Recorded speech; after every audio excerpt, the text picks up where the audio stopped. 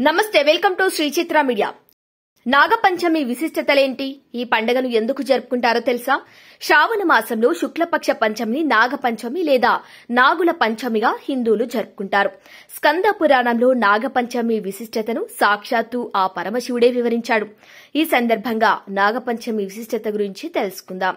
ప్రకృతిని ఆరాధించటం అనే సాంప్రదాయాన్ని భారతీయులు పురాణ కాలం నుంచి అనుసరిస్తున్నారు.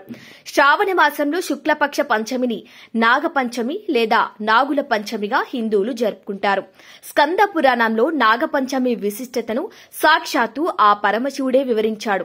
ఆదిశేషుని సేవకు సంతోషించిన శ్రీ మహావిష్ణువు ఓ వరం కోరుకోమంటే అందుకు శేషుడు తాము ఉద్భవించిన పంచమి రోజు నాడు సృష్టిలో మానవాళి అంతా సర్ప పూజలు చెయ్యాలని ప్రార్థించాడు. ఇక ఆదిశేషుని కోరికని మన్నించిన శ్రీహరి శ్రావణ శుద్ధ పంచమి రోజున సర్ప పూజలు చేస్తారని అనుగ్రహించారు. ఇక సంతాన భాగ్యం కోసం ఈ పంచమి రోజు నాగులను పూజించి గోధుమలతో చేసిన పాయసాన్ని నైవేద్యంగా సమర్పిస్తారు. పగలంతా ఉపవాసం ఉండి రాత్రికి ఆహారం తీసుకుంటారు. నాగపంచమి రోజున నాగులను పూజించిన వారికి విష బాధలు ఉండవు. పవిత్రమైన ఈ రోజున సర్ప స్తోత్రాన్ని పారాయణం చేసిన వారికి ఇంద్రియాల వల్ల ఏర్పడే రోగాలు బాధించవు.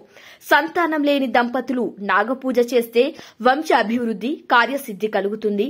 కాలసర్ప నాగదోషాలు తొలగిపోతాయి. రాహుకేతు దోషాల నివారణకు నాగపంచమిని బ్రహ్మదేవుడు ఆదిశేషుని అనుగ్రహించిన రోజుగా పరిగణిస్తారు. ఇక నాగుల చవితి మాదిరిగానే నాగపంచమి నాడు నాగదేవతను పూజించి పుట్టలో పాలు పోస్తారు. సర్ప పూజతో సంతాన ప్రాప్తి, రాహుకేతు దోషాలు తొలగిపోతాయి. నాగపంచమి రోజున శ్రీకాళహస్తీశ్వరునికి అభిషేకం చేసిన వారికి సకల సంపదలు కలిగి రాహు, కేతు, సర్ప, కాళసర్ప దోషాలు తొలగిపోతాయి.